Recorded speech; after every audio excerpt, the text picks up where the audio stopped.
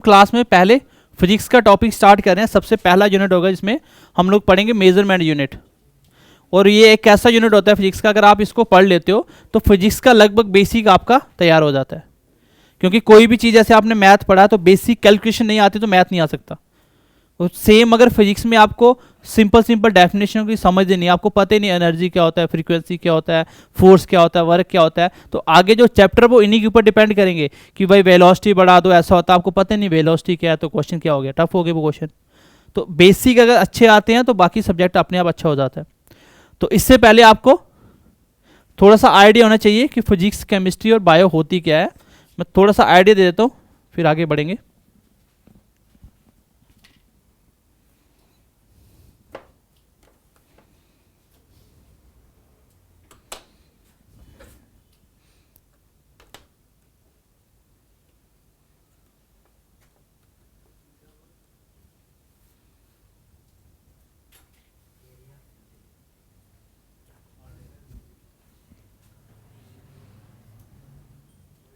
चलो लिखो, सबसे पहले थोड़ा सा आइडिया दे रहा हूं खाली।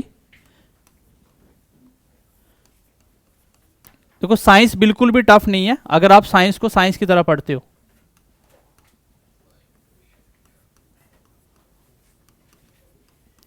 आपको स्पेशल सब्जेक्ट में बायोलॉजी, फिजिक्स, केमिस्ट्री और बायोलॉजी की बात करें तो ये मेन 3 सब्जेक्ट है। आगे इन्वायरमेंट साइंस भी होती है जिसमें आप ओजोन लेयर वगैरह, उसमें global warming, green house effect, ये टॉपिक कुछ पढ़ते हो। अगर हम तीनों सब्जेक्ट की बात करें, आप सबको पता है कोई भी सब्जेक्ट होता है उसका जो नाम होता है उसमें उसका काम भी होता है। जैसे हिस्ट्री वर्ड से समझ आती है, इसमें क्या होगा, हमारी पुरानी हिस्ट्री लिखी होगी सारी। पॉलिटी समझोगे आपको समझ आया, उसमें सारा पॉलिटिकल सिस्टम लिखा होता है। ज्योग्राफी मतलब पूरे जोग्राफिकल एरिया, सब कुछ क्या है, कहाँ पे क्या है, सब कुछ उसके बारे में लिखा होगा। सेम इन सब्जेक्ट के मतलब होते हैं। तो जैसे आप देखोगे फिजिक्स, फिजिक्स में वर्ड ही मतलब आ रहा है क्या, फिजिकल। कोई भी फिजिकल थिंग्स जिसको आप टच कर सकते हो, जिसको आप देख सकते हो, सुन सकते हो, फील कर सकते हो, वो सब कुछ आप फिजिक्स में पढ़ोगे। अगर हम बात करें केमिस्ट्री की, जैसे मैं एक एग्जांपल देता हूँ। फॉर एग्जांपल ये जो पेन आपको दिख रहा है इसका कितना वेट है, फिजिक्स बताएगी। किस कलर का दिख रहा है, फिजिक्स बताएगी। अगर मैं केमिस्ट्री की बात करूं, ये किस मटेरियल का बना हुआ है, वो मुझे कौन बताएगा, केमिस्ट्री बताएगी। इसके अंदर कौन कौन सा मॉलिक्यूल्स, कौन से एटम्स, क्या क्या चीज़ें मिलके एलिमेंट्स यूज हुए हैं, उन सबको मिलाएंगे तब ये बनाएगी केमिस्ट्री। इसमें बायो का कोई रोल नहीं है, क्योंकि बायो का रोल होता है, बायो का मतलब होता है लाइफ। अगर हम बायो वर्ड को यूज करें इसका मतलब होता है लाइफ, और लॉजी मतलब होता है किसी चीज़ की स्टडी करना। तो बायोलॉजी का मतलब होता है लाइफ की स्टडी इसमें हम करते हैं, वो सारी किस में आती है, बायोलॉजी में। मतलब जितनी भी जिंदा चीज़ें होंगी जिसमें जान होगी वो सब हम बायो में पढ़ते हैं। जैसे हमारा जो बॉडी स्ट्रक्चर होता है, हार्ट कैसे काम कर रहा है, किडनी कैसे काम कर रही है, ब्लड कैसे काम कर रहा है, वो सारे क्या है, लिविंग है, इसलिए हम बायो में पढ़ते हैं। सारे प्लांट्स क्या हैं, लिविंग है, इसलिए हम प्लांट्स उसमें पढ़ते हैं बायो में। लेकिन ये पेन क्या है, नॉन लिविंग, इसको हम फिजिक्स और केमिस्ट्री में पढ़ सकते हैं। फिजिक्स पढ़नी है तो इसका सब कुछ जो दिख रहा है फिजिकल स्ट्रक्चर वो कैसा है वो सब फिजिक्स बताएगी, और केमिस्ट्री बताएगी इसका मटेरियल कौन सा यूज है इसको बनाने के लिए। तो फिजिक्स, केमिस्ट्री, बायो का मतलब समझ आया सब्जेक्ट में क्या क्या पढ़ना होता है। और अगर हम बात करें यहीं पे फिजिक्स की, तो फिजिक्स क्या है, देखो सबसे पहले लिखा हुआ आगे। अगर हम बात करें फिजिक्स की तो फिजिक्स क्या है, study of nature and natural phenomena is called physics. मतलब जो भी आप नेचर में देख पा रहे हो और वो सब कुछ कैसे हो रहा है, अगर उसको पढ़ना चाहते हो फिजिक्स में मिलेगा। अब आपको दूर से स्टार दिख रहा है, मून दिख रहे हैं, और मून दिख रहा है प्लस आपको सन दिख रहा है, ये सब कुछ जो दिख रहा है ये सब फिजिकल नेचर में है। उसके बारे में आपको पढ़ना, इसका कलर कैसा है, इसका वेट कितना, कितनी दूर है, वो सब कुछ हम कहाँ पढ़ते हैं, सब फिजिक्स में पढ़ेंगे। फिर उसका जो मटीरियल वो किस किस से बना हुआ है वो केमिस्ट्री बताएगी, और उसमें अगर कोई लाइफ है तो वहाँ पर हम बायो बताएगी। तो सब कुछ सब्जेक्ट ने डिज़ाइन किया हुआ। अगर हम बात करें फिजिक्स जो वर्ड है, जो फिजिक्स वर्ड है वो किसने दिया था, एरिस्टोटल ने। किसने दिया था, एरिस्टोटल। और ये इंपॉर्टेंट है, father of physics in India किसको कहा जाता है, तो सीवी रमन को फिजिक्स में पहली बार नोबेल प्राइज मिला था इंडिया की तरफ से। तो याद रखना सीवी रमन क्या है, father of physics of India के हैं अगर बात करेंगे तो फिजिक्स में हम क्या पढ़ेंगे, कोई भी फिजिकल चीज़ आपको दिख रही है उसके बारे में बाहर बाहर से स्टडी करना चाहते हो, सब कुछ कहाँ लिखा होगा, फिजिक्स में। ठीक है, इसमें हम मेन पढ़ेंगे मेजरमेंट यूनिट। क्या पढ़ेंगे? Measurement unit. अब मेजरमेंट यूनिट क्या होता है? किसी भी चीज को मेजर करने के यूनिट। अब यूनिट क्या होता है? कोई भी चीज की पहचान। जैसे आपका नाम रखा गया, आपकी पहचान है। अगर आपका नाम सबका सेम हो जाएगा तो पहचानना मुश्किल हो जाएगा। तो मेजरमेंट यूनिट का मतलब, जैसे मैं फॉर एग्जांपल बोलता हूं 20। अब ये 20 क्या है? अब आपको कोई आइडिया नहीं है। ये एज है, किसी की हाइट है, या किसी का वेट है। मैं जैसे इसके आगे यूनिट लिखूंगा, अब ये मुझे पता चल गया कि किसकी बात हो रही है, मास की बात हो रही है, वेट की बात हो रही है। ये जो 20 लिखा ना नंबर्स, ये बताता है मैग्नीट्यूड। क्या बताता है ये? मैग्नीट्यूड। मैग्नीट्यूड का मतलब होता है साइज, कि भाई कितना मैग्नीट्यूड इसका। मैग्नीट्यूड बढ़ाओ 20, 30, 40, 50। और ये क्या बताता है मुझे? यूनिट। और यूनिट कौन सा? मेजरमेंट वाला, कि मैं क्या मेजर कर रहा हूं। केजी से समझ आएगा क्या मेजर कर रहे हो? मास मेजर कर रहे हो। अगर मैं इसी की 20 के आगे लिख देता 20 सेंटीमीटर, तो मैं समझ आता कि मैं किसी लेंथ की बात कर रहा हूं। अगर मैं इसी के आगे लिख देता 20 सेकेंड, तो मैं समझ गया एक टाइम की बात हो रही है। 20 क्या है? उसका मैग्नीट्यूड। और सेकेंड क्या है? यूनिट है, टाइम मेजर कर रहे हैं। तो कोई भी मेजरमेंट यूनिट मतलब किसी भी चीज़ को अगर मेजर कर सकते हैं, उन सब के यूनिट हम पहले चैप्टर में पढ़ेंगे। और इसके बेस पे क्वेश्चन आता है हर एग्जाम में, what is the SI unit of force, what is the SI unit of work. तो बीच बीच में डायमेंशन फॉर्मूले पूछ लेता है।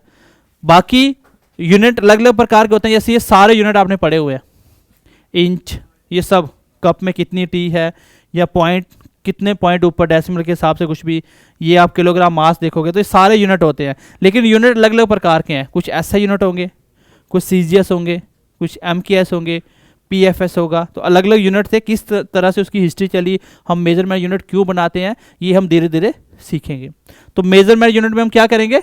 कोई भी चीज़ को जिसको हम मेजर कर सकते हैं, उसको हम क्या कहते हैं? वो इसकी फिजिकल क्वांटिटी है। फिजिकल मतलब जिसको हम देख सकते हैं, फील कर सकते हैं, जो भी दिख रहा है सब कुछ, अगर उनको हम मेजर कर सकते हैं तो वो सारे उसकी फिजिकल क्वांटिटी है, वो मेजरेबल होंगे। फॉर एग्जांपल लेंथ, दिखती है लेंथ, इसकी लेंथ दिख रही है आपको। वेट, कितना वेट है, फिजिकल है। फिर उसके बाद उसका वॉल्यूम, वॉल्यूम मतलब इसके अंदर कितना मटीरियल पूरा भरा हुआ है, ये वॉल्यूम। जैसे बॉटल के अंदर पानी कितना है, वो उसका वॉल्यूम है। एरिया, वॉल्यूम हम सीखेंगे आगे अभी डायमेंशन में। तो मेजरमेंट यूनिट क्या होते हैं? किसी भी चीज़ को मेजर करने के यूनिट। और आपको पेपर में क्वेश्चन आते हैं, what is the SI unit of force. फिर आधे बच्चों को नहीं पता होता। अगर तो उसने न्यूटन लिख दिया तो फिर तो आंसर लगा दोगे। लेकिन अगर उसने ऐसे लिख दिया ना, किलोग्राम, किलोग्राम मीटर पर सेकंड स्क्वायर, तो बेटा 90% बच्चे इसको छोड़ के आ जाएंगे, क्योंकि उनको पता ही नहीं फोर्स होता क्या है। फिर यूनिट कहाँ से लिखोगे? तो हम लोग इसमें पूरी डेफिनेशन भी सीखेंगे कि फोर्स क्या होता है, वर्क क्या होता है, प्रेशर क्या होता है। जब वो समझ आ जाएगा, फिर आगे वाले जो चैप्टर होंगे, एक क्वेश्चन तो यहाँ से आएगा ही आएगा, फिर आगे वाले चैप्टर पे आपके लिए क्या हो जाएंगे? आसान हो जाएंगे। तो यहाँ तक मैंने ये सीखा कि हम क्या सीख रहे हैं? मेजरमेंट यूनिट पढ़ने जा रहे हैं, जिसमें ये सारे मेजरमेंट होते हैं। स्टार्ट करते हैं। पहले यूनिट की बात करें, यूनिट मतलब मेजर करने के तरीके 3 होते हैं। एक होता है फंडामेंटल यूनिट, एक होता है डेराइव्ड यूनिट, और एक होता है सप्लीमेंट्री यूनिट। साथ साथ उतारते जाओ, और जहाँ जहाँ नीड होगी लिखने की मैं लिखवा के भी करवाऊंगा साथ में, ठीक है, एक्स्ट्रा। तो यूनिट बेसिकली 3 हमने पढ़ने हैं। 3 तरीके से हम चीज़ों को मेजर कर सकते हैं। दुनिया की हर एक चीज़ मेजर हो जाएगी इसमें। एक होता है फंडामेंटल यूनिट, एक होता है डेराइव्ड। डेराइव्ड मतलब क्या होता है? डेराइव्ड करना किसी को, जैसे कोई इक्वेशन को ड्राइव करते हैं, ठीक है, पूरा एक्सप्लेन करते हैं ड्राइव, तो वो भी फंडामेंटल से ही ये बनेंगे। उसके बाद है सप्लीमेंट्री यूनिट। ये कुछ एंगल वेस आ जाते हैं, ये अलग 2 टाइप के होते हैं, प्लेन एंगल और सॉलिड टाइप। देखो, सबसे पहले हम इसकी हिस्ट्री जान लेते हैं कि हम यूनिट क्यों बनाए थे, हमने क्या नीड थे यूनिट बनाने की। तो मेन 3 प्रकार के यूनिट है, ये उतार ले सबने। तो सबसे पहले देख लो, इसकी हिस्ट्री जान लेते हैं कि यूनिट क्यों बनाए गए। थोड़ा सा इंटरेस्टिंग हो जाएगा, पता होगा यूनिट क्यों पढ़ते हैं हम लोग। देखो, पहले क्या होता था, कम्युनिकेशन सिस्टम इतना था नहीं लोगों का, क्योंकि स्टार्टिंग चले जाओ कोई 1000 साल पीछे, तो एक एरिया से दूसरे एरिया के हो सकता है लोगों को पता नहीं यहाँ पे कोई लोग रहते हैं, क्योंकि पहले पॉपुलेशन बहुत कम थी ना, और बीच में जंगल थे, चलने के साधन नहीं थे। यहाँ से कितना ही चल सकते हो आप, और पता हो कि 100 किलोमीटर जंगल ही है, तो कितना ही आगे जाओगे आप, वापस भी आना होता है। तो पहले लोगों का कम्युनिकेशन नहीं था, जैसे जैसे मोड ऑफ कम्युनिकेशन बढ़ते चले गए, लोगों की कनेक्टिविटी होती चलेगी। एक टाइम था जब आप एक गांव से दूसरे गांव में भी मैसेज देने के लिए क्या आदमी जाता था, ठीक है। फिर धीरे धीरे क्या हुआ, मोबाइल फ़ोन आए, वो ये जो भेजते हैं डाक वगैरह, पोस्ट ऑफिस से चिट्ठी भेजते वो आया, फिर फ़ोन आए, और आज आप देखो यहाँ से बैठे आप यूएसए में किसी से बात कर सकते हो, वो भी लाइव। तो कितनी टेक्नोलॉजी एडवांस होगी। बट एक टाइम था कि कम्युनिकेशन का कोई सिस्टम नहीं था, बस वही जिसके साथ लोग लगते थे आसपास में वही एक दूसरे को जानते थे, बाकी आपको नहीं पता था कि इंडिया के बाहर, या आप इंडिया छोड़ दो, आपके गांव के बाहर दूसरी गांव भी है कोई। तो पहले इतना वो नहीं था, उस एरिया में जिसका भी कंट्रोल था वो जो भी चीज़ें मेजर करता अपने हिसाब से बनाता था। पहले क्या होता था, पहले पैसे नहीं थे, पहले क्या होता था, चीज़ों के बदले चीज़ें दी जाती थी, ठीक है। जैसे भाई मेरे पास मान लो कोई लोहे की चीज़ें हैं, तो आपके पास एल्यूमिनियम है, मैं बोलूँगा यार एक काम करो एक्सचेंज कर लेते हैं, आप मेरे इतने के बदले मैं इसमें आपको ज़्यादा देता हूँ, आप ये दे दो। जैसे आज गोल्ड की वैल्यू ज़्यादा है आयरन से, आयरन देना होगा तो गोल्ड लेना होगा तो कम मिलेगा, आयरन ज़्यादा देना पड़ेगा। तो सेम पहले ऐसे होता था, एक्सचेंज सिस्टम चलता था। तो पहले तो कोई इशू नहीं था, एक ही जगह पे जो भी कंट्रोल करता था वो अपने हिसाब से एक्सचेंज सिस्टम बनाते थे, एक दूसरे को चेंज करते थे। लेकिन जैसे जैसे कम्युनिकेशन बढ़ा, एक दूसरे के साथ मिलना शुरू हुआ, अब हो पता चला कि मेरे यहाँ चावल होते हैं लेकिन दूसरी जगह क्या है, मान लो वीट ज़्यादा होती है। अब मुझे लगा यार वो भी लेनी चाहिए, फिर मैंने उनके साथ बिजनेस करना शुरू किया, एक्सचेंज उनके साथ करना शुरू किया। अब दिक्कत होना शुरू होगी, क्योंकि हो सकता है कि मैं किलोग्राम को, मुझे पता नहीं किलोग्राम्स क्या होता है, हो सकता है मैं उसको ग्राम्स में जानता हूँ खाली, है ना, हो सकता है मिलीग्राम्स में जानता हूँ। अब मैंने उससे चीज़ लेनी है तो मैं उसको कैसे बताऊँगा मुझे कितनी चाहिए, उसको मेरा सिस्टम नहीं पता, मुझे उसका सिस्टम नहीं पता। तो जैसे जैसे कम्युनिकेशन बढ़ता चला गया, अलग अलग तरीके के यूनिट बनते चले गए। पहले एक एरिया कोई दिक्कत नहीं थी, दूसरे से दिक्कत हुई, जब कंट्री से कंट्री ट्रेड करने लगे तो वो ज़्यादा दिक्कत हुई। उनको मालूम मेरा भी किलोग्राम उनका भी किलोग्राम है, लेकिन हो सकता है मेरा किलोग्राम इतना 100 उसका इतना बड़ा हो। भाई फिक्स करना तो अपने हिसाब से बनाया हुआ सबने, इसलिए ये यूनिट बनाने पड़े। पहले देखो ये जो एफपीएस यूनिट है वो किसका है,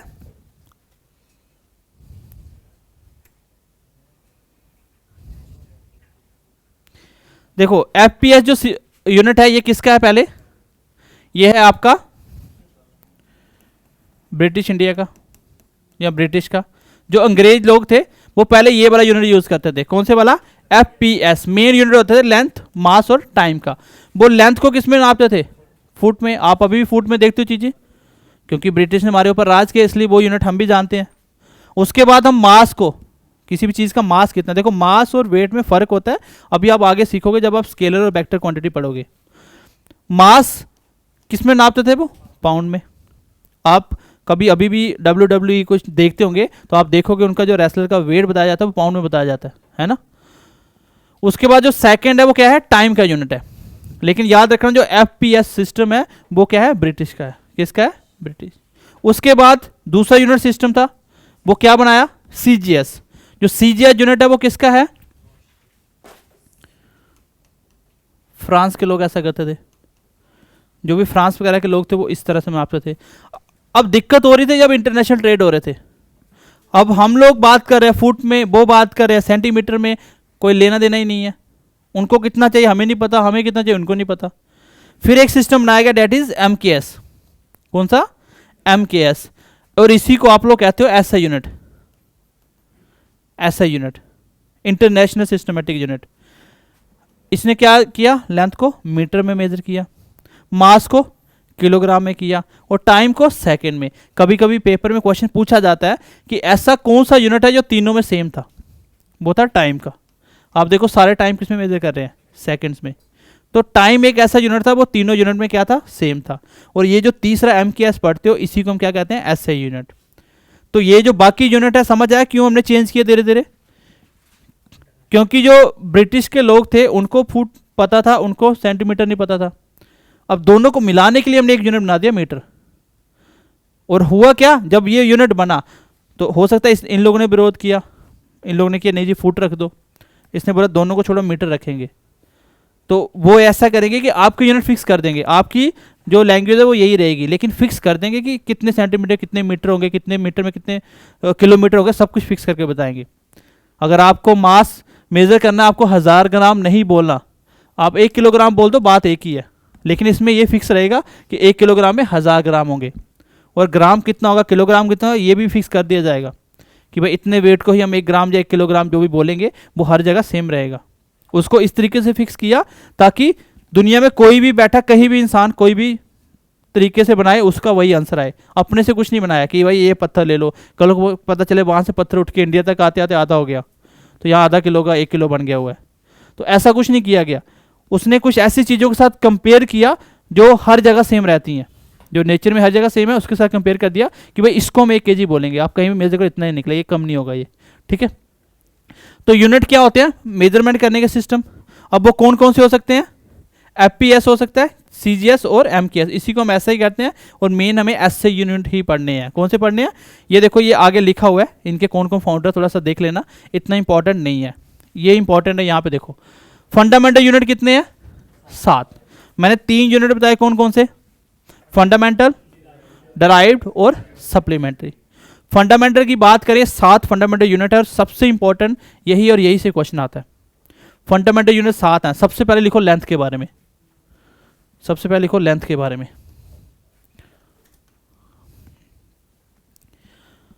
तो लेंथ को मेजर करने का तरीका क्या होगा, ये होगा इसका सिंबल, ये होगा इसके यूनिट। इसमें यह बोला गया कि हम लोग लेंथ को पूरी दुनिया में एक ही यूनिट अगर बनाएंगे तो हम लेंथ को, किसी भी प्रकार की वो लेंथ हो, उसको हम ऐसा यूनिट क्या नाम देंगे, मीटर। बट एक चीज याद रखना, अगर पेपर में ऐसा यूनिट पूछा गया ना तो आंसर एक ही होते हैं, फिर अलग अलग आंसर नहीं होंगे। जैसे आप सबने पढ़ा हुआ है भाई, आप सबने पढ़ा हुआ है कि मीटर की जगह सेंटीमीटर भी होते हैं। पढ़ा कभी सेंटीमीटर के बारे में भाई, किलोमीटर भी होते हैं, अभी आपने फुट भी पढ़ा है ना, बहुत सारे यूनिट होते हैं। तो ये भी तो यूनिट है मेजर करने के। तो आज हम इसमें अभी भी तो मेजर कर रहे हैं। आप रनिंग करने जाते हो क्या देखते हो, किलोमीटर में दौड़ते हो, मीटर में दौड़ते हो, तो सही यूनिट क्या है, मीटर है। लेकिन हमने ये भी रखा और ये सब कुछ फिक्स कर दिया था कि भाई 1 मीटर में कितने सेंटीमीटर होंगे, 1 किलोमीटर में कितने मीटर होंगे, लेकिन एसआई यूनिट एक ही होगा, वो क्या है, मीटर।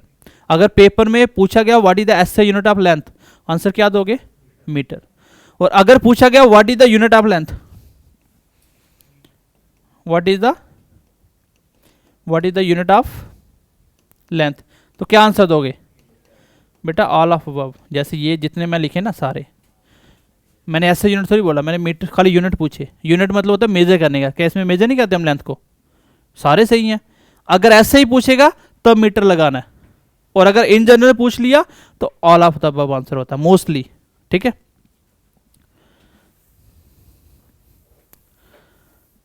तो ऐसा यूनिट क्या होता है, पूरी दुनिया में एक ही यूनिट फिक्स किए गए कि भाई जब भी हम लेंथ की बात करेंगे, वो लेंथ किसी प्रकार की हो सकती है, वो हाइट हो सकती है, किसी की लेंथ हो सकती है, किसी की ब्रेड्थ हो सकती है, लेकिन जब भी लेंथ होगी, जैसे आप हाइट मेजर कर रहे हो तो वो ऐसा यूनिट क्या होगा, मीटर में होगी वो। बाकी आप अपनी हाइट फीट हिसाब से मेजर कर लेते हो, वो आपकी मर्जी है, लेकिन वो सब कुछ फिक्स है। कितनी चीज़ें कितनी लिखी जाएंगी, 1 किलोमीटर में कितने मीटर लिखे जाएंगे, वो सब कुछ फिक्स है। वो आगे यूनिट पढ़ेंगे कि कौन से कितने कितने होते हैं किसी चीज़ में, वो पूछे जाते हैं। भाई कन्वर्ट करो 1 मीटर को सेंटीमीटर में, तो वो बाद में देखेंगे कन्वर्जन क्या होते हैं, लेकिन ऐसा यूनिट यही होता है। तो लेंथ का ऐसा यूनिट क्या हो गया, मीटर। अब मैं थोड़ा सा आइडिया देता हूँ कि ऐसा क्या फिक्स किया गया कि हर जगह मीटर की लेंथ सेम ही आएगी जितनी होती है। वो कैसे होगा, जैसे स्पीड ऑफ लाइट क्या है, मैं खाली आइडिया दे रहा हूँ आपको, ये होता है 3 × 10⁸ मीटर पर सेकेंड। तो लाइट की जो स्पीड है, सनलाइट आपकी अर्थ तक आ रही है, वो 8 मिनट 12 के 16 सेकंड में आती है, ठीक है, लगभग 500 सेकंड के करीब करीब। तो कितनी स्पीड होगी, सोचो इतनी दूर से आ रही है सनलाइट और मात्र 8 सेकंड में आपके पास पहुंच रही है, तो कितनी स्पीड से चल रही होगी। तो स्पीड ऑफ लाइट ये होती है, मतलब 3 के आगे कितने जीरो, इतने मीटर लाइट 1 सेकंड में चलती है, इसको बोलते हैं स्पीड ऑफ लाइट। अब ये 1 सेकंड में चलती है, तो आधे सेकंड में इसका आधा हो जाएगी, भाई आधे सेकंड में इसका आधा हो जाएगी। फिर एक टाइम फिक्स किया गया, पता नहीं कितना सेकंड के हिस्से बनाए गए, मुझे एग्जैक्ट वैल्यू याद नहीं कितनी है, पता नहीं क्या है, आईडी दे रहा हूँ कि 1 सेकंड के उतने हिस्से बनाए गए, और वो एक हिस्से में जितनी लाइट चलेगी उसको 1 मीटर बोला गया। स्पीड ऑफ लाइट फिक्स है, कोई चेंज नहीं कर सकता। आप कहीं भी बैठ के बना रहे हो, यूनिट लेंथ उतनी निकलेगी मीटर में, मतलब एक टाइम फिक्स कर देंगे, अगर इतने टाइम में लाइट जितना चलेगी उतनों को हम क्या करेंगे, 1 मीटर है, वो हर जगह सेम आएगी, इसको चेंज नहीं कर सकते आप। तो ये फिक्स किए गए थे तरीके, थोड़ा सा आइडिया दे दिए मैंने कि यूनिट कैसे बनाए गए थे। ठीक है, ऐसा नहीं कि एक फिक्स कर दीजिए भाई इतना सा मीटर रख लो सारे, तो किसी कंट्री में इतना होगा किसी में इतना होगा, फिर मुश्किल हो जाएगा। ठीक है, तो लेंथ का ऐसा यूनिट क्या होता है बताओ, लेंथ का ऐसा यूनिट क्या होता है, मीटर होता है, याद रखना इसको। और इसका सिंबल क्या होता है, एम। ठीक है, उसके बाद हम बात करें मास की, तो मास का ऐसा यूनिट क्या होता है, देखो मास पता क्या होता है, मास और वेट में फर्क क्या होता है। ये जो पेन दिख रहा है ना, इसकी पूरी बॉडी जो आपको दिख रही है सारा इसका मास है, और मास आपका यूनिवर्सल कांस्टेंट होता है। इसको आप चांद पे लेके चले जाओगे ना, मास यही रहेगा, क्या चेंज होगा, ये पेन तो इतना ही रहेगा, लेकिन इसका वेट चेंज हो जाएगा। सबको पता है कि चांद पे वेट 1/6 होता है, अगर ये 60 ग्राम का वहाँ सिर्फ 10 ग्राम का बचेगा। जैसे आपका वेट मान लो 60 kg है, तो वहाँ पे 1/6 पार्ट बचेगा खाली, तो सिर्फ 10 kg के बचोगे, कोई भी पकड़ के उड़ा देगा आपको, इतना कम वेट हो जाएगा। क्योंकि वेट डिपेंड करता है ग्रेविटी पे। इस पेन का वेट इसलिए है क्योंकि ये नीचे ग्रेविटी खींच रही है, और तभी इसका किसी चीज़ के ऊपर रखोगे वेट बताएगा अपना। अगर इसको ग्रेविटी नहीं खींचेगी, यहीं पे खड़ा रहेगा, तो इसका वेट 0 हो जाएगा। जैसे स्पेस में किसी भी चीज़ का वेट कितना होता है, 0 होता है, क्यों, क्योंकि वहाँ ग्रेविटी 0 है। तो वेट चेंज होता रहता है, ग्रेविटी पे डिपेंड करता है, लेकिन मास यूनिवर्सल कांस्टेंट होता है। और मास समझ रहे क्या होता है, तो मास को मेजर किस में करते हैं, किलोग्राम में। किस में करते हैं, किलोग्राम में। और इसका जो सिंबल होता है क्या होता है, वो केजी। कहीं भी केजी लिखा जाए तो समझ जाना मास की बात हो रही है। तो पहला क्या होता है, लेंथ। लेंथ का ऐसा यूनिट क्या होता है, मीटर। और मास का क्या होता है, किलोग्राम। नेक्स्ट लिखो टाइम, और सबको पता है टाइम का तो सब में सेम ही आया था। टाइम का क्या होता है, सेकंड। और सिंबल क्या होता है, एस। कभी एस सी भी लिखा जाता है सेकंड्स, और कभी एस पी। तो टाइम का क्या होता है, जैसे मीटर पर सेकंड ऐसे शॉर्टकट लिखते हो, मीटर पर सेकंड। ठीक है, नेक्स्ट लिखो तीसरा, टेम्परेचर। लिखो टेम्परेचर। अब टेम्परेचर का यूनिट जो भी बच्चे मैक्सिमम पेपर में लगाते हैं ना, वो कभी सेल्सियस लगा के आ जाते हैं, कभी फ़ारेनहाइट लगा के आ जाते हैं, क्योंकि सुना ही वही होता है। आपने जब भी टेम्परेचर सुना, भाई कितनी ठंड पड़ रही है जी, -2 डिग्री टेम्परेचर है जी सेल्सियस, 4 डिग्री, 15 डिग्री सेल्सियस, तो बच्चा फिर सेल्सियस होता है कि टेम्परेचर का यूनिट यही होता है। बट ऐसे यूनिट केल्विन होता है। जब आप थर्मोडायनेमिक्स हीट वाला चैप्टर पढ़ोगे तब आपको समझ आएगा कि ये रीडिंग कैसे कन्वर्ट की जाती है, इतने डिग्री सेल्सियस को फ़ारेनहाइट में कैसे कन्वर्ट करना है, और उसी को केल्विन में कैसे करना है, तब आपको समझ आएगा। और इसका यूनिट क्या होता है, आगे सिंबल के। और ये सबसे इंपॉर्टेंट है, what is the unit of temperature, answer क्या होगा, केल्विन। और टेम्परेचर के रिलेटेड मैं कुछ इंपॉर्टेंट बातें बता रहा हूँ, वो लिख लो, क्योंकि ये आगे हम पढ़ेंगे फिलहाल, लेकिन अभी कुछ याद है तो वो लिख लेते हैं। सबसे पहले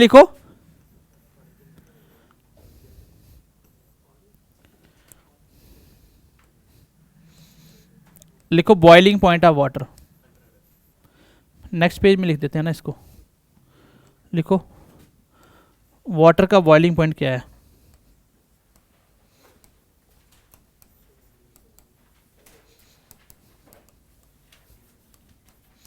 पानी का बॉइलिंग पॉइंट क्या होता है, कितना होता है बॉइलिंग पॉइंट, 100 डिग्री सेल्सियस। इसी को बोलते हैं 212 डिग्री फ़ारेनहाइट। अगर आप फ़ारेनहाइट में देखोगे तो 212 होता है, और सेल्सियस में रीड करोगे तो जैसे आपका बॉडी टेम्परेचर कितना होता है, 98.4 डिग्री की 6 डिग्री सेल्सियस ऐसा होता है। और सेम अगर सेल्सियस में देखोगे तो 37 डिग्री सेल्सियस आएगा वो। ठीक है, पानी जो बॉयल होता है, देखो बॉयल क्या होता है, बॉयल का मतलब क्या होता है, उबलना। किसको कहते हो कि पानी उबल रहा है, जो बीच में से बॉयल आना शुरू होता है उसको बोलते हो, वो नहीं होता। बेसिकली बॉयल का मतलब होता है जब किसी की स्टेज चेंज होना शुरू हो जाए, सॉलिड से लिक्विड बन रहा है, लिक्विड से गैस बन रहा है, जब पानी की गैस बनना स्टार्ट हो जाए ना, उसको कहते हैं पानी क्या हो रहा है, बॉयल। और पानी का टेम्परेचर फिक्स होता है बॉइलिंग 100 डिग्री। पानी आप जितना मर्जी बॉयल कर लो, 100 से ऊपर जाएगा नहीं उसका टेम्परेचर, क्योंकि 100 के बाद वो क्या बन जाएगा, गैस। तो गैस बन के ख़त्म हो जाएगा एक टाइम पे। तो 100 डिग्री पे ही बॉयल होता है पानी। अगर आप 99 दोगे ना, पानी गर्म तो हो जाएगा लेकिन वो गैस नहीं बनेगा। हर एक चीज़ का अपना अपना एक टेम्परेचर होता है, और पानी का बॉइलिंग पॉइंट कितना होता है, 100 डिग्री सेल्सियस। और इसका फ्रीजिंग पॉइंट कितना होता है, फ्रीजिंग पॉइंट होता है इसका 0 डिग्री सेल्सियस। कहीं भी अगर टेम्परेचर 0 डिग्री है, वहाँ पे पानी क्या होता है, बर्फ बनना स्टार्ट हो जाता है, क्योंकि पानी 0 डिग्री क्या होता है, जम जाता है। ठीक है, उसके बाद लिखो मैक्सिमम डेंसिटी ऑफ वाटर,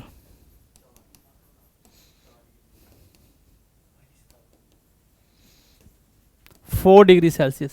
अब डेंसिटी क्या होती है आप डायमेंशन में इसी चैप्टर में पढ़ोगे, आपको हर एक डेफिनेशन बताई जाएगी, तब आपको डेंसिटी समझ आएगी।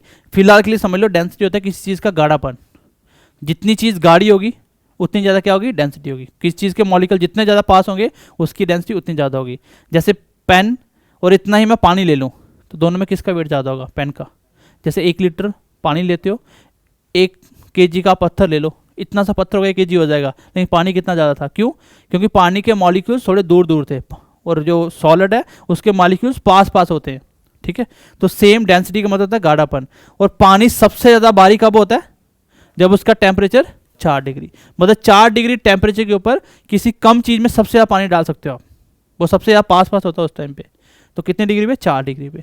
यही वजह होती है कि सर्दियों के दिन में आप कश्मीर कहीं जाओगे तो वहाँ लेक्स ऊपर से जम जाती है, नीचे पानी चलता रहता है, क्योंकि ऊपर का टेम्परेचर ज़्यादा ठंडा हो जाता है तो वहाँ पे तो लेयर जम जाती है, फिर वो टेम्परेचर नीचे क्रॉस नहीं कर पाता है और वो नीचे रहता है 4 डिग्री पे, पानी चलता रहता है, सबसे ज़्यादा गाढ़ा वहीं पे रहता है पानी। तो वो यही रीज़न होता है, ठीक है।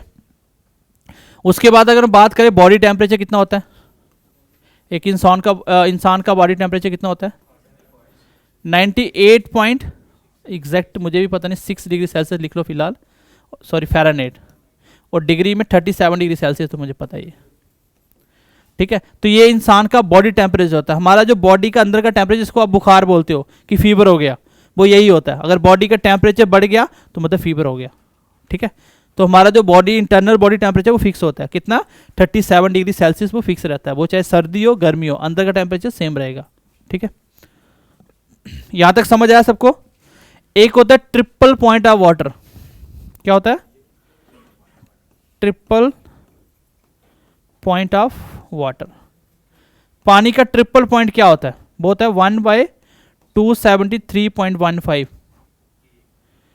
केल्विन। इतना टेम्परेचर को कहते हैं, ये कौन सा टेम्परेचर है, triple point of water. Triple मतलब समझते हो 3, तो पानी का एक ऐसा टेम्परेचर, यहां आपको पानी तीनों स्टेज में मिलता है। वो थोड़ा सा लिक्विड होगा, थोड़ा सा सॉलिड होगा और उसकी गैस भी बन रही होगी। ये चीज़ आप अभी सर्दियों में देखोगे, जब कभी बाहर जाओगे तो सुबह सुबह होता है ना, पानी जम गया होता है थोड़ा, आप देखना वहाँ पे उसका वाटर वेपर ही बन रहे होंगे, प्लस वहाँ थोड़ा लिक्विड भी होगा, थोड़ी बर्फ भी जमी होगी। उस गर्मी जो उतना टेम्परेचर आप देख रहे हो उसको क्या कहते हैं, ट्रिपल पॉइंट ऑफ वाटर। और ये पॉइंट पूछा गया था पेपर में, what is the triple point of water, कितना है, 1/273.15। ये याद रखना, ये क्वेश्चन बहुत बार पेपर में पूछा गया है डायरेक्ट। और ये कुछ पॉइंट थे जो टेम्परेचर के रिलेटेड एग्जैक्टली क्वेश्चन में सीधे सीधे पूछे जाते हैं, इसलिए मैंने आपको यही लिखवा दिया। बाकी हम पढ़ेंगे, जब हीट चैप्टर पढ़ेंगे सब कुछ एक्सप्लेन में पढ़ेंगे, लेकिन फिलहाल के लिए याद रखना, कभी कभी अगर नहीं पढ़ने को मिले शॉर्टकट, कभी मान लो आप रिवाइज कर रहे हो पेपर में, आप हीट चैप्टर नहीं पढ़ के जा रहे हो, बट ये चैप्टर पहले में पढ़ के जा रहे हो तो भी क्वेश्चन मोस्टली हो जाएंगे, ठीक है। समझ आया यहाँ तक सबको। अभी तक हमने क्या क्या पढ़ लिया, हम एसआई यूनिट पढ़ रहे हैं फंडामेंटल, जो सिर्फ 7 होते हैं। सबसे पहले लेंथ, लेंथ का क्या होता है एसआई यूनिट, मीटर। फिर हमने पढ़ा मास, क्या होता है, किलोग्राम। फिर हमने पढ़ा टाइम, क्या होता है, सेकंड। फिर हमने पढ़ा टेम्परेचर, क्या होता है, केल्विन। याद रखना टेम्परेचर का एसआई यूनिट केल्विन होता है, वो चाहे सेल्सियस दे या फ़ारेनहाइट दे, आंसर केल्विन आएगा। अगर उसने पूछा what is the unit of temperature, तो फिर सारे सही हैं भाई, यूनिट तो सारे सही है ना, मेजर तो कर रहे हो उसमें। लेकिन अगर ऐसा ही पूछेगा तो फिर एक ही आंसर देना आपको, क्या, केल्विन। नेक्स्ट देखो, अमाउंट ऑफ सबस्टांस, उसको हम मेजर करते हैं मोल में। किसी सबस्टांस के अंदर कितने मोल्स हैं उसको हम लोग मोल के अकॉर्डिंग देख सकते हैं कि उसका अमाउंट ऑफ सबस्टेंस क्या है। उसका ऐसा यूनिट क्या होता है, मोल, और सिंबल हम बोलते हैं MOL, ठीक है। आगे देखो इलेक्ट्रिक करंट, ये पूरा चैप्टर पढ़ेंगे हम लोग, फिर आपको समझ आएगा पूरा इलेक्ट्रिक करंट, कि करंट क्या होता है, इलेक्ट्रॉन क्या होते हैं, कैसे फ्लो करता है, सब समझ आएगा आपको। अगर हम इलेक्ट्रिक करंट की बात करें तो उसको मेजर करने का तरीका क्या होता है, एम्पेयर। आपने घर पे मीटर देखा होगा जो लाइट को कम ज़्यादा करते हो, उस पर 2 मीटर लगे होते हैं, ध्यान से देखना कभी। एक के ऊपर करंट बता रहा होता है एम्पेयर में, एक के ऊपर वोल्टेज, जो आप सिर्फ वोल्टेज देखते हो। और थोड़ा सा आइडिया देते हो वोल्टेज और करंट में फ़र्क क्या होता है। आपकी घर की लाइट चलती है करंट से, कहाँ से, किससे चलती है, करंट से। और वोल्टेज क्या होता है, करंट को लेके आने वाला। सिंपल सा समझ लो, आप गाड़ी में बैठ के जा रहे हो ना, तो गाड़ी वोल्टेज है और आप करंट हो। तो वोल्टेज क्या करता है, सिर्फ करंट को कैरी करने का काम करता है। जितनी वोल्टेज हाई होगी उतना ज़्यादा करंट कैरी कर सकता है वो। तो वोल्टेज वो होता है, वो करंट क्या होता है, एम्पियर। करंट का ऐसा यूनिट क्या होता है, एम्पियर। और इसको सिंपल रखते हैं हम ए से, ठीक है। और लास्ट है आपका लाइट इंटेंसिटी, जिसको हम कहते हैं ल्यूमिनस इंटेंसिटी। क्या कहते हैं, ल्यूमिनस इंटेंसिटी का अगर ऐसा यूनिट पूछे तो उसका आंसर होगा कैंडेला। और याद रख लो लाइट का मतलब, लाइट को जब लाइट बंद होती क्या करते थे पहले लोग, कैंडल जलाते थे ना, तो यही है कैंडल, कैंडेला, ठीक है। और इसका सिंबल होता है CD। ये क्वेश्चन आया था रेलवे के एग्जाम में, व्हाट इज ऐसा यूनिट ऑफ कैंडेला, तो आंसर है CD कैंडेला, सॉरी ऐसा unit of luminous intensity. Luminous का मतलब क्या होता है, चमकने वाली चीज, लाइट को ही ल्यूमिनस कहते हैं, ठीक है। और यही से कभी कभी क्वेश्चन आता है, यही से कभी क्वेश्चन आता है, बताओ सन कैसा ऑब्जेक्ट है, सन कैसा ऑब्जेक्ट है, ल्यूमिनस है कि नॉन ल्यूमिनस है। बेटा नॉन कैसे हो गया, सन की अपनी लाइट होती है, जिसकी भी अपनी लाइट होगी वो ल्यूमिनस सब्जेक्ट है। क्या सन की अपनी लाइट नहीं होती है, तो वो ल्यूमिनस सब्जेक्ट है। क्या पेन ये ल्यूमिनस है नॉन ल्यूमिनस है, इसकी अपनी लाइट है नहीं है ना। और एक क्वेश्चन पेपर में बहुत बार पूछा जाता है, मून क्या है, तो ये बेटा नॉन ल्यूमिनस होता है। आपको तो लगता है रात को चल रहा है ना, रात को लाइट दे रहा है, ये तो ल्यूमिनस होना चाहिए। बट आपकी नॉलेज के लिए बता दूं कि जो मून है वो अपनी लाइट नहीं देता है, उसके ऊपर सन की लाइट पड़ रही होती है और उसकी रिफ्लेक्शन आ रही होती है आपके ऊपर। जैसे एक शीशा ले लो, मिरर, तो मिरर की अपनी लाइट नहीं होती ना, उसमें से आप रिफ्लेक्शन डालो तो वो लाइट देगा आपको। इस साइड से मारोगे तो ऐसे लाइट आपकी आंखों में जाएगी। जैसे आपने कभी कभी सन आता है ना, तो किसी की आंखों में रिफ्लेक्शन डाला होगा आपने शीशे से, तो वो क्या होता है, रिफ्लेक्शन है, क्योंकि उसकी अपनी लाइट नहीं है। तो जिस सब्जेक्ट की अपनी लाइट होगी वो ल्यूमिनस है, जिसकी अपनी लाइट नहीं होगी वो क्या है, नॉन ल्यूमिनस। वो क्या है, नॉन ल्यूमिनस। क्या, बल्ब ल्यूमिनस अपनी लाइट दे रहा है वो, उसको तो जब लाइट बंद करेंगे तब नहीं है, अब तो अपनी लाइट दे रहा है ना, उसको कोई रिफ्लेक्शन थोड़ी दे रहा है, ठीक है। जो लाइट दे रहा है अपने अंदर से लाइट निकाल पा रहा है वो सारे ल्यूमिनस होते हैं, ठीक है। जैसे अर्थ क्या है, ल्यूमिनस है नॉन ल्यूमिनस है। अगर अर्थ ल्यूमिनस होती तो हम इलेक्ट्रिसिटी यूज ही क्यों करते, तो वो क्या है, नॉन ल्यूमिनस है। और इन सबकी इंटेंसिटी मतलब कोई चीज कितनी ज्यादा चमक है, कितनी ज्यादा लाइट दे रही है, उसको मेजर कैसे करेंगे, कैंडेला में। हम लोग इंटेंसिटी का मतलब क्या होता है, मात्रा, कि भाई सन के अंदर कितनी लाइट है। जैसे इसकी ल्यूमिनस, इससे बड़े वाला ले लो वो ज्यादा ल्यूमिनस लाइट देगा, उसकी इंटेंसिटी हाई है, तो मेजर करने का तरीका क्या होता है, कैंडेला। समझ आई बात की। तो 7 फंडामेंटल यूनिट कौन कौन से हो गए, बातें नहीं करो, बताओ 7 फंडामेंटल यूनिट कौन कौन से हो गए। सर सबसे पहले हमने पढ़ा लेंथ के बारे में, लेंथ का ऐसा यूनिट होता है मीटर। फिर हमने पढ़ा मास के बारे में, मास का ऐसा यूनिट होता है किलोग्राम। फिर हमने पढ़ा टाइम के बारे में, टाइम क्या होता है, सेकेंड। फिर हमने पढ़ा टेम्परेचर, केल्विन। फिर अमाउंट ऑफ सब्सटेंस, मोल। और इलेक्ट्रिक करंट का, ampere.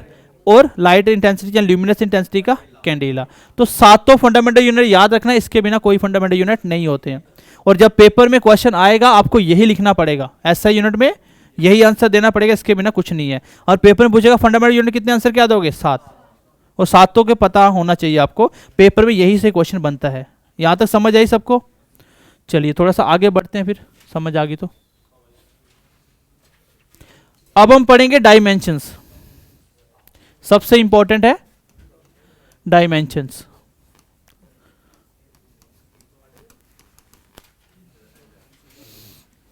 Very very important, that is dimension. देखो डायमेंशन क्या होते हैं, जब अब किसी चीज को डायमेंशन से 2D 3D 3 डायमेंशन सुना होगा आपने, 4D 5D, तो 3 डायमेंशन में किसी चीज को लिखते हैं। मैंने बोला मेन यूनिट क्या है, मास, लेंथ और टाइम। हालांकि और भी इसमें होते हैं, थीटा में भी होता है, ठीक है, करंट का आई भी होता है, लेकिन वो इतना नीड नहीं है। मास को हम लोग ऐसा यूनिट के हिसाब से देखें क्या यूनिट होता है, किलोग्राम। बट अगर डायमेंशन में लिखेंगे तो हम किसी भी चीज को ML/T की फॉर्म में लिखेंगे, उसी को बोलते हैं इसका डायमेंशन, उसका डायमेंशन। तो ML/T मतलब 3 डायमेंशन में लिखेंगे मोस्टली चीजों को। M stands for mass, L stands for length, T time stands for time. इसका मतलब टाइम के लिए मैं वहां पे S यूज नहीं करूंगा, टाइम के लिए T ही यूज करूंगा डायमेंशन में। मास के लिए M ही यूज करूंगा, और अदरवाइज M मीटर का भी होता है, लेकिन यहाँ पे कैपिटल लेटर M मतलब क्या होगा, मास की बात कर रहा हूँ, और L मतलब लेंथ। किसी भी चीज़ को MLT में लिख दूंगा उसको मैं बोलूँगा डायमेंशन हो गया इसका। अब हर एक चीज़ को डायमेंशन में लिखेंगे, हम क्या करेंगे MLT की। M मतलब क्या होता है, मास, L मतलब लेंथ, T मतलब टाइम। अब देखो हमने फंडामेंटल पढ़ लिए, अब उसके बिना जो भी यूनिट बच गए कौन से हो जाएंगे, डराइव्ड यूनिट। कौन से हो जाएंगे, डराइव। ड्राइव मतलब इसको हम ड्राइव करेंगे, अलग अलग यूनिट जोड़ के एक यूनिट बनाएंगे। जैसे सबसे पहले एग्जांपल लिख लो एरिया के बारे में। इससे पहले मैं आइडिया देता हूं आपको, ड्राइव के आगे लिख लो डायमेंशंस। डायमेंशंस कभी कभार पेपर में आ भी जाते हैं, डायमेंशंस। अगर हम बात करें एरिया की, तो एरिया से पहले आपको पता होना चाहिए कि डिस्टेंस क्या होता है। डिस्टेंस और डिस्प्लेसमेंट में फर्क पड़ेंगे आगे, डिस्टेंस और डिस्प्लेसमेंट में डिफरेंस समझेंगे स्केलर और वेक्टर क्वांटिटी में। फिलहाल आप सबको पता है डिस्टेंस और डिस्प्लेसमेंट में फर्क तो होता है। फर्क ये होता है, ये वेक्टर क्वांटिटी है, ये वेक्टर, ये स्केलर क्वांटिटी है। मान लो मुझे ए पॉइंट से बी के पास जाना है, तो एक रास्ता तो ये हो गया, ऐसे भी हो सकता है, ऐसे भी हो सकता है, ऐसे भी हो सकता है, बहुत सारे रास्ते हैं। ये जो अलग अलग रास्ते देख रहे हो ना, सारा डिस्टेंस है। जितना भी चल के जाओगे वो सारा क्या है, डिस्टेंस। लेकिन डिस्प्लेसमेंट होता है शॉर्टेस्ट, सबसे छोटा डिस्टेंस। जैसे मुझे इस कॉर्नर से उस कॉर्नर पे जाना है, तो इसकी शॉर्टकट जो सीधी होगी वो होगी डिस्प्लेसमेंट। डिस्प्लेसमेंट डिस्टेंस भी होता है। मान लो ये है 3 किलोमीटर की, तो ये डिस्प्लेसमेंट तो है, ये डिस्टेंस भी तो है। बाकी सब जो देख रहे हो वो डिस्टेंस है। डिस्टेंस अलग अलग हो सकते हैं, डिस्प्लेसमेंट एक ही होता है। डिस्टेंस कभी जीरो नहीं हो सकता, डिस्प्लेसमेंट जीरो हो सकता है। कैसे, अगर बंदा ए से चल के अगेन ए पे आ जाए तो डिस्प्लेसमेंट क्या हो गया भाई, शॉर्टेस्ट डिस्टेंस क्या, वही खड़े रहो, हो गया खत्म, तो जीरो हो गया। डिस्प्लेसमेंट जीरो हो सकता है, आगे हम पढ़ेंगे इसको। अगर हम बात करें एरिया की, एरिया किसको कहते हो बताओ। देखो एरिया का मतलब होता है, आप मेंसुरेशन में पढ़ोगे एरिया और वॉल्यूम। अभी थोड़ा सा आइडिया देता हूं, एरिया का मतलब क्या होता है। एरिया का जैसे किसी का भी आप फॉर्मूला पढ़ोगे ना, तो वही उसकी डेफिनेशन है। जैसे मैंने आपको क्लास से पहले पूछा था, बताओ वर्क क्या होता है, एनर्जी क्या होता है, तो आपको उसकी डेफिनेशन पता होनी चाहिए, क्योंकि उसकी फॉर्मूला ही ड्राइव करेगा उसका डेफिनेशन क्या है। काम किसको कहते हैं वो उसका फॉर्मूला ड्राइव करेगा, उसमें जो भी वैल्यू निकल के आगे वही काम होता है। अगर बात करें एरिया की, तो एरिया का मतलब होता है लेंथ मल्टीप्लाई ब्रेड्थ। लेंथ और उसकी विड्थ या ब्रेड्थ जो भी बोल दो, चौड़ाई और लंबाई, दोनों के प्रोडक्ट को ही एरिया कहते हैं। अब एरिया आधे से ज़्यादा बच्चों को पता ही नहीं होता एरिया होता क्या है। जैसे आपने अलग अलग फॉर्मूले पढ़े होंगे, area of circle, area of square, है ना, एरिया ऑफ ट्राइंगल। आप निकाल क्या रहे हो आपको पता ही नहीं होता, आपने फॉर्मूले रट्टे हुए, डाटा फिक्स करो, वहाँ पे आंसर निकाल दो। एक्चुअल में आपको पता नहीं एरिया मैं निकाल क्या रहा हूँ, पैरीमीटर क्या निकाल रहा हूँ पता ही नहीं बच्चों को। देखो एरिया क्या होता है, मान लो जिस फर्श के ऊपर मैं खड़ा हूँ, मुझे इसके ऊपर टाइल लगानी है, तो कितने एरिया पे टाइल लगनी, यही इसका एरिया है। जिसके ऊपर आप खड़े हो सकते हो वही उसका क्या है, एरिया है। इसकी हाइट नहीं होगी, ये दो ही डायमेंशन होगी खाली, लेंथ और ब्रेड्थ। तो लेंथ और ब्रेड्थ को चेंज करते जाओ, एरिया बनता जाएगा अलग अलग। सर्कल में ले लो तो भी उसका एरिया होता है, लेकिन वो पाई के फॉर्म में आ जाता है, रेडियस की फॉर्म में आ जाता है। तो एरिया होता है किसी भी चीज़ का लेंथ और ब्रेड्थ। अगर मैं मान लूँ स्क्वायर का, सर फॉर्मूला बताओ क्या होता है एरिया ऑफ स्क्वायर, तो इसकी लेंथ भी ए है, ब्रेड्थ भी ए है, सारी साइडें बराबर होती है स्क्वायर की। भाई एरिया का फॉर्मूला क्या बताया मैंने, लेंथ मल्टीप्लाई ब्रेड्थ, यही बताया मैंने। लेंथ भी ए है, ब्रेड्थ भी ए है, तो इसी को तो कहते हो साइड्स का square. What is the area of square, side square. अगर मैं रेक्टेंगल ले लूं, ये लेंथ है, ये ब्रेड्थ है, और ब्रेड्थ के सामने ब्रेड्थ सेम होती है, लेंथ के सामने लेंथ सेम होती है। तो एरिया क्या होता है, लेंथ मल्टीप्लाई ब्रेड्थ, यही होता है रेक्टेंगल का एरिया। ऐसे अलग अलग फिगर लेते जाओगे, एरिया लेंथ इंटू ब्रेड्थ से ही निकलता है, ठीक है। और एरिया का मतलब होता है इस जगह पे जो टाइल लगानी है, इस एरिया को कवर करने के लिए कितना एरिया कवर करना पड़ेगा मुझे, वही होता है कितनी। जैसे मान लो आपके पास एक स्क्वायर टाइप का रूम है, जिसकी दीवारें हैं 10 बाय 10 की, ये भी 10 10 10 10 ऐसा एक रूम है स्क्वायर टाइप का। मैं बोलूँगा बताओ इसकी फर्श पे कितनी टाइल लगेगी, सर लेंथ मल्टीप्लाई ब्रेड्थ मतलब 10 मल्टीप्लाई 10, 100 स्क्वायर यूनिट। घर पे जो मिस्त्री है वो भी तो ऐसे ही निकालता ना। अगर बोला जाए कि टाइल कितनी लगनी है, वो पहले मेजरमेंट लेगा, पूरे कमरों का मेजरमेंट लेगा, फिर बोलेगा इतने डिब्बे लेके आ जाओ, जो भी कम ज़्यादा होगी बाद में देख लेंगे। तो वो ऐसे ही आइडिया लगाता है। तो एरिया निकालने का तरीका क्या होता है बताओ मुझे। एरिया का तरीका हमेशा होगा लेंथ मल्टीप्लाई ब्रेड्थ। अब इसका ऐसा यूनिट आप खुद लिखोगे, मैं बोल दूं व्हाट इज द ऐसा यूनिट ऑफ एरिया, पेपर में क्वेश्चन आगे बढ़ी ऐसे यूनिट ऑफ एरिया, तो आपको पता होना चाहिए एरिया क्या होता है। एरिया क्या होता है? Length multiply width. तो लेंथ भी एक दूरी है, विड्थ भी एक दूरी है, तो इसका मतलब ये भी मीटर ये भी मीटर, क्या आ जाएगा?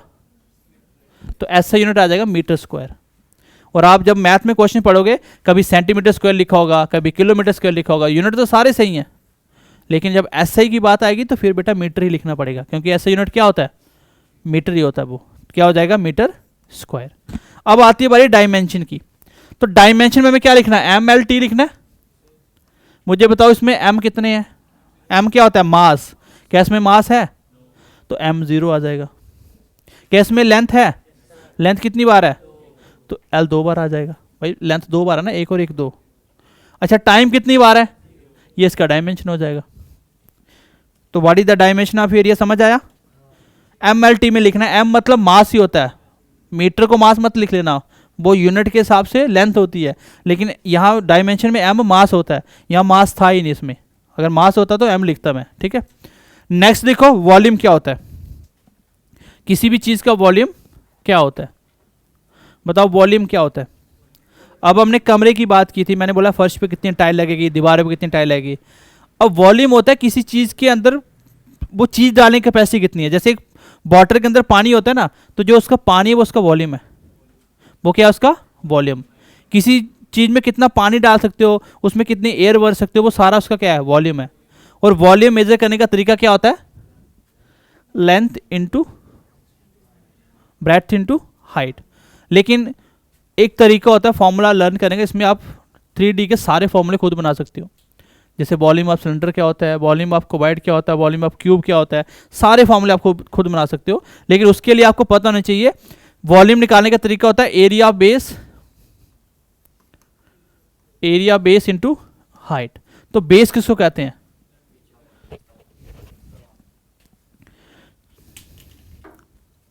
जैसे ये आपको सेल दिख रहा है, ये कैसी शेप का है? ये सिलेंडर का है, गोलाई का है। अब मैंने क्या बोला? इसका वॉल्यूम बताओ। मान लो मुझे इसका वॉल्यूम का फॉर्मूला नहीं आता है, तो कैसे बनाएंगे? मैथमेटिक्स में सब कुछ सीखोगे, लेकिन इसमें देखो अगर मुझे वॉल्यूम बनाना कैसे बनाएंगे? इसके अंदर जितना मटेरियल भर सकते हो कैसे निकलेगा? मैंने क्या बोला? Area base. बेस मतलब किसके ऊपर ये खड़ा है। इसका बेस कैसा दिख रहा है आपको? सर्कल। सर्कल का एरिया क्या होता है? पाई आर स्क्वायर इंटू एक हाइट h। तो यही तो वॉल्यूम ऑफ सिलेंडर होता है, पाई आर स्क्वायर h। कल को मान लो एक क्यूबॉइड आ गया, जैसे फॉर एग्जांपल जैसे ये मोबाइल है, ठीक है। अब इसका मुझे वॉल्यूम निकालना है, तो वॉल्यूम कैसे निकलेगा? मैंने ऐसे रख दिया। इसका बेस कैसा दिख रहा है आपको? रेक्टेंगल। एरिया बेस क्या आ जाएगा? Length multiply breadth. बेटा इसकी एक हाइट भी तो थी, इनटू हाइट। ये होता है आपका क्यूबॉइड का फॉर्मूला।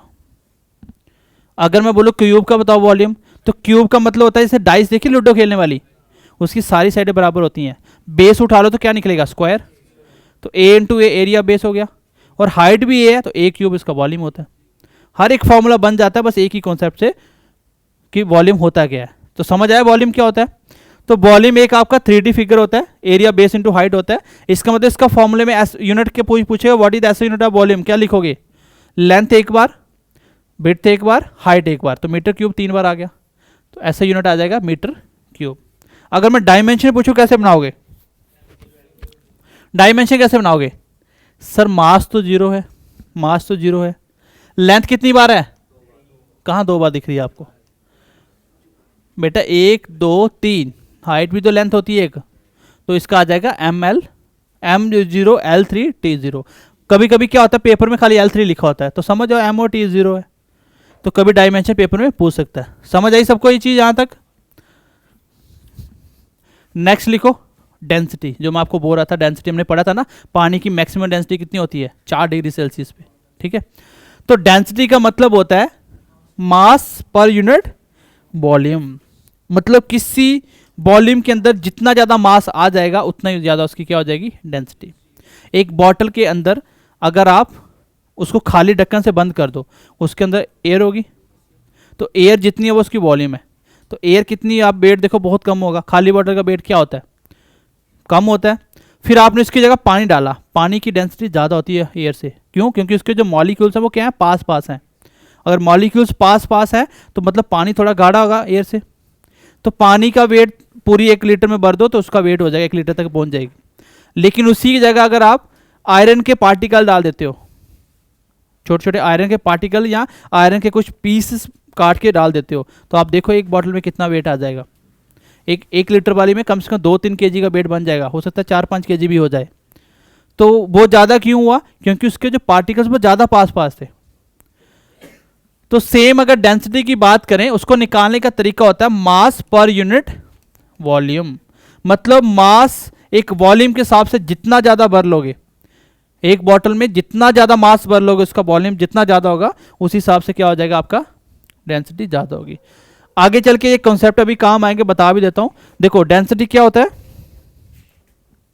डेंसिटी होता है मास पर यूनिट वॉल्यूम।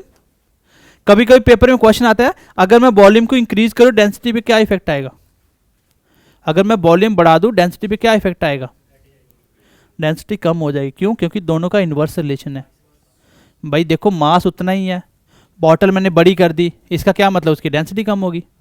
ज़्यादा जगह घेर रहा है वो थोड़ी सी सामान, अगर आप मास को ज़्यादा कर दो, वॉल्यूम और कम कर दो, तो इसका मतलब डेंसिटी बढ़ जाएगी उसकी।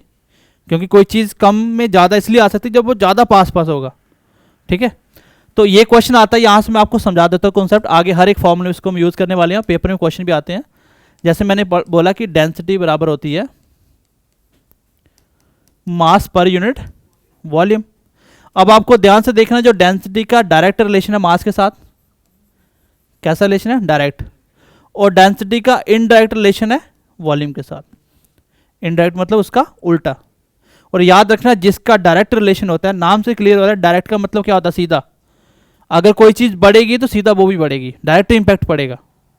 अगर पेपर में क्वेश्चन आ गया कि अगर मैं मास को इंक्रीज करूं what will effect on density, तो पहले मास और डेंसिटी का रिलेशन कैसा होता है पता होना चाहिए। भाई डेंसिटी का रिलेशन होता है मास पर यूनिट वॉल्यूम, मतलब डायरेक्ट रिलेशन है सर। तो मास बढ़ेगा तो डेंसिटी बढ़ेगी, मास बढ़ेगा तो डेंसिटी। आप प्रैक्टिकल देख लो, अगर मैं बोल दूं इसमें मास मैंने डबल कर दिया, क्या कर दिया? मास मैंने डबल, डेंसिटी को 2m डिवाइड बाई b, बाकी कुछ नहीं चेंज किया, तो एक्स्ट्रा पार्ट क्या आ रहा है? तो डेंसिटी की वैल्यू डबल हुई कि नहीं हुई? मान लो पहले 10 है तो अब 20 हो जाएगी। तो मास डबल डेंसिटी डबल, मास ट्रिपल डेंसिटी ट्रिपल। क्योंकि कैसा रिलेशन था ये? डायरेक्ट रिलेशन था। और किसी का इन्वर्स रिलेशन हो तो वैल्यू कम हो जाती है। जैसे मान लो मास आपका पहले 10 kg था, वॉल्यूम आपका 5 था, तो डेंसिटी कितनी आ रही थी? 2 किलोग्राम पर मीटर क्यूब, यूनिट हो गया। लेकिन मैंने बोला आपने क्या किया? वॉल्यूम को डबल कर दिया। अब बताओ डेंसिटी कितनी आ गई? कम हुई ज़्यादा हुई? कम हुई। वॉल्यूम क्या किया था मैंने? बढ़ाया। वॉल्यूम बढ़ाओगे डेंसिटी कम हो जाएगी। क्यों? इनवर्स रिलेशन है। तो दुनिया का कोई भी फॉर्मूला उठा लो, उसका रिलेशन देख लो कैसा है, उस हिसाब से वो डिक्रीज इंक्रीज भी होगा।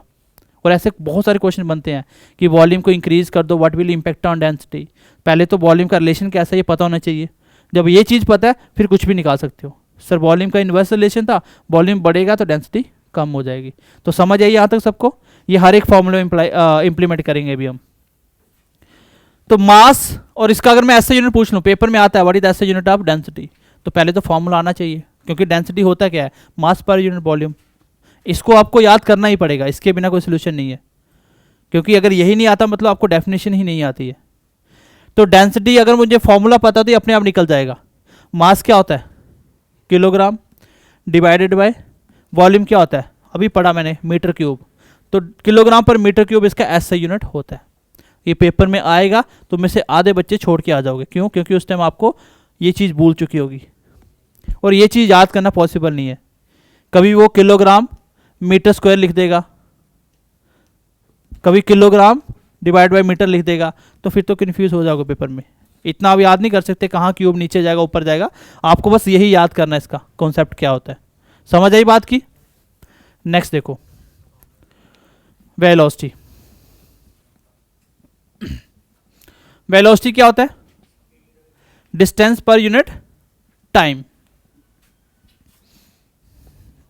एक बार देखिए उसकी,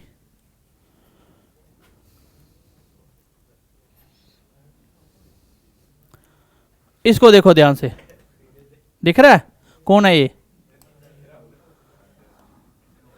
अब ये देखो, ये किसने किसी वेलोसिटी से चल रहा है? वेलोसिटी क्या होता है? Displacement per unit time. अगर मैं वेलोसिटी की बात करूं, वेलोसिटी होता है डिस्प्लेसमेंट अपॉन टाइम। देखो मैंने यहां डिस्टेंस नहीं लिखा, डिस्प्लेसमेंट लिखा। अब डिस्प्लेसमेंट का मतलब होता है एक जगह से दूसरी जगह कितना डिस्प्लेसमेंट हुआ और बेटा कितने टाइम में हुआ। अगर मैं यहां पे डेफिनेशन देखूंगा ना तो ज़्यादा नहीं दिखाएंगे आपको, ज़्यादा इंटेलिजेंट हो जाओगे। अगर हम यहां पे देखेंगे ये डिस्टेंस नहीं होगा, डिस्प्लेसमेंट होगा, ये डिस्प्लेसमेंट, ठीक है, डिस्प्लेसमेंट अपॉन टाइम। देखो अगर पेपर में कभी कभी आता है rate of change of according change हो रही है, उसको क्या कहते हैं हमेशा? Rate of change. जहां भी वर्ड लगा होगा रेट ऑफ चेंज, समझ जाना नीचे क्या आएगा उसके? टाइम। अब क्वेश्चन कहता है कि अगर डिस्प्लेसमेंट टाइम के अकॉर्डिंग चेंज हो रही है, उसी को मैं क्या कहता हूं? वेलोसिटी। वेलोसिटी का मतलब होता है कि एक जगह से दूसरी जगह कोई चीज चली गई, मान लो 10 मीटर का डिस्टेंस कवर करा, बताओ मुझे टाइम लगेगा कि नहीं लगेगा? क्या बिना टाइम कोई पहुंच सकता है? टाइम तो लगेगा। मान लीजिए उसने 1 सेकंड का समय लिया और पूछ लिया बताओ वेलोसिटी क्या है? सर वेलोसिटी कहता है कि rate of change of displacement कितनी हुई? 10। टाइम कितना? 1। जब भी आप कैलकुलेशन करोगे यूनिट मेजर्ड फंडामेंटल यूनिट में होने चाहिए। और बताओ डिस्टेंस मीटर सही था, टाइम सेकंड सही था। जब भी कैलकुलेशन करोगे तो यूनिट कैसे होनी चाहिए? फंडामेंटल में होने चाहिए। अगर किलोमीटर होता मैं इसको पहले मीटर बनाता, तो आंसर कितना आ गया? 10 मीटर पर सेकेंड। 10 मीटर पर सेकेंड। तो वेलोसिटी कितनी होगी? 10 मीटर पर सेकंड। इसका मतलब हर एक सेकंड में 10 मीटर चल सकता है। 2 सेकंड में कितना चलेगा? 20। 3 में कितना चलेगा? 30। तो ये इसकी वेलोसिटी है। तो वेलोसिटी का तरीका क्या हो गया? Displacement per unit time. याद रखना वेलोसिटी का मतलब होता है एक टाइम में कितनी दूरी कवर की गई, कितना डिस्प्लेसमेंट किया, उसी को वेलोसिटी कहते हैं। और किसी की वेलोसिटी 20 है, इसका मतलब एक सेकंड में 20 वो ज़्यादा वेलोसिटी चल रहा है। वेलोसिटी का मतलब स्पीड ही होता है, लेकिन डिफरेंस इतना सा है, वेलोसिटी एक वेक्टर क्वांटिटी है और स्पीड आपकी स्केलर क्वांटिटी है। दोनों में क्या फ़र्क होता है इसके बाद जो टॉपिक आएगा उसमें हम समझेंगे इसको। डिस्टेंस डिस्प्लेसमेंट में क्या फ़र्क होता है, क्वेश्चन कैसे बनते हैं, वो सबको सीखेंगे। तो वेलोसिटी समझ आया क्या होता है सबको? कि कोई टाइम के अकॉर्डिंग कितनी डिस्प्लेसमेंट कवर है, उसी को क्या कहते हैं? वेलोसिटी। तो पेपर में ये याद रखना, डिस्प्लेसमेंट अपॉन टाइम या rate of change of displacement, time के अकॉर्डिंग डिस्प्लेसमेंट चेंज, उसी को क्या कहते हैं? वेलोसिटी। इसका ऐसे यूनिट अपने आप बना लोगे अभी अगर ये आता तो। देखो डिस्प्लेसमेंट क्या होती है? दूरी। दूरी का यूनिट क्या होता है? मीटर। और डिवाइडेड बाय टाइम क्या होता है? सेकंड। तो मीटर पर सेकंड। मुझे इसका डायमेंशन बताओ सारे अभी, बताओ डायमेंशन क्या है? पहले ऊपर वाला डाटा देखो, डिवाइड में ना 2 बार लिखना पड़ेगा नीचे, ऐसा इसका तो हमने लिखा ही नहीं। इसमें देखो ऊपर में क्या खाली मास, तो एम 1 बार, और नीचे क्या आएगा? लेंथ 3 बार। भाई मीटर का क्या मतलब है? लेंथ 3 बार। अगर मैं इसको सीधा करके लिख दूं तो m1 L-3 हो जाएगा। और t समझ जाओ क्या है? 0 है, तभी नहीं लिखा। समझ आई बात की? सेम इसका लिखते हैं, पहले ऊपर वाला लिख लो। ऊपर क्या है? लेंथ। ऊपर क्या है? डिस्प्लेसमेंट। लेंथ। लेंथ क्या होता है आपका? L1। और नीचे क्या है आपका? 1 बार टाइम। और इसको लिखेंगे L1t, और m लिखना तो m को 0 करके साथ में चिपका सकते हो। तो ये इसका डायमेंशन हो जाएगा। बताओ डायमेंशन लिख सकते हो सारे? यहां तक कितने बच्चों को समझ आ गया? कोई है इसको समझ नहीं आया? देखो ये जो चीज आप पढ़ रहे हैं ना डायमेंशन, इसमें जो मैं आपको डेफिनेशन सिखा रहा हूँ ना, सबसे इंपॉर्टेंट चीजें हैं। कल को अगर डेंसिटी पूछ लिए क्या है, जैसे मैंने आपको डेफिनेशन पूछी स्टार्टिंग में, एनर्जी बताओ, आपको नहीं पता था। अगर कोई पूछे व्हाट इज द डेंसिटी, तो एक तो हिंदी मतलब हो गया सर किसी भी चीज़ का गाढ़ापन, उसके मॉलिक्यूल कितने पास पास हैं। वो कैसे पता चलता है? कि सर जितने कम जगह में जितना ज़्यादा मास भर दोगे वही उसकी डेंसिटी डिफाइन करेगा। जितने कम वॉल्यूम में जितना ज़्यादा मास हम फिल कर सकते हैं वही उसकी डेंसिटी होगी। जितना ज़्यादा कर दोगे उतनी ज़्यादा डेंसिटी, मतलब मास पर यूनिट वॉल्यूम। एक वॉल्यूम में कितना मास फिल कर सकते हो। मास बढ़ेगा तो डेंसिटी बढ़ेगी, मास कम होगा डेंसिटी कम होगी, वॉल्यूम बढ़ेगा तो डेंसिटी कम हो जाएगी। भाई इस चीज़ में मास जितना उतना ही है, बट मुझे पता चला ये जो मैं इसकी जगह मास मैंने पानी ले लिया, तो क्या इतनी जगह में आ जाएगा? वो वॉल्यूम बढ़ाना पड़ेगा ना, तो इसका मतलब इसकी डेंसिटी कम होगी। ठीक है। कभी कभी पेपर में क्वेश्चन के ऐसे कॉन्सेप्ट होता है ये, मान लो ऐसे किसी ने पूछ लिया आपको गलती से, बताओ गैस, लिक्विड और सॉलिड में क्या डिफरेंस होता है? कोई पूछ ले, बताओ पानी लिक्विड क्यों होता है? पानी लिक्विड क्यों होता है? क्योंकि सर वो पानी की तरह होता है। लेकिन इसको लिक्विड क्यों बोला मैंने, इसको गैस क्यों नहीं बोला? मैं नाम भी चेंज कर सकता था ना। अब तो नाम रख दिया, गैस जो वही होगा जिसके मॉलिक्यूल दूर दूर होंगे। मान लो आपके पास एक क्या है, कोई वैसल है, कोई भी बर्तन है, उसमें आपने डाल दी गैस, कोई भी मॉलिक्यूल्स, जैसे कुछ नहीं, उसके ऊपर ढक्कन दे दो, ढक्कन रखते ही क्या बन गया ये, इसके अंदर कुछ नहीं, खाली तो किया नहीं आपने। खाली वैक्यूम पता कहाँ होता है? आपने वो देखे हुए हैं चाय चुय डालने वाले थर्मस वगैरह होते हैं जो, उसमें चाय गर्म तो गर्म रहती है। क्यों गर्म रहती है? क्योंकि उसके अंदर एक लेयर बनाई जाती है साइड पे, बीच की जो चीज़ लगाई जाती है और बाहर की चीज़, बीच में क्या बनाया जाता है? वैक्यूम। वो इस तरह से बंद किया जाता है, उसमें कुछ होता ही नहीं है। और वैक्यूम में हीट ट्रैवल नहीं करती, बाहर वाली हीट अंदर नहीं जाएगी, अंदर वाली बाहर नहीं आएगी, इसलिए चाय ठंडी नहीं होती वहाँ पे। और कुछ टाइम के बाद इसलिए हो जाएगी क्योंकि वैक्यूम जो क्रिएट किया ना वो पूरी तरह से प्रॉपर नहीं, ऊपर ढक्कन के साइड थोड़ा सा बच जाता है, तो वहाँ से वो धीरे धीरे धीरे ट्रांसफर होकर हीट खत्म हो जाती है। तो वो यही तरीका होता है। अब अगर मैंने इस पे ऊपर ढक्कन दे दिया, भाई खाली तो आपने किया ही नहीं, इसके अंदर गैस तो होगी, फिर कमरे में कुछ पड़ा बर्तन, उसको ढक्कन दे दो, उसके अंदर क्या होगा? जो भी एयर के पार्टिकल्स वो रहेंगे। तो इसको हम कहते हैं ये क्या है? गैस है। क्यों? क्योंकि इसके जो मॉलिक्यूल्स हैं ना वो काफ़ी दूर दूर हैं, इसमें काफ़ी ज़्यादा क्या है? गैप है। जैसे फील करना अगर आपको एयर को, तो कैसे करोगे? गाड़ी 100 की स्पीड में चलाओ, फिर अपनी गर्दन या हाथ बाहर निकालो, फिर आपको एयर का प्रेशर फील होगा।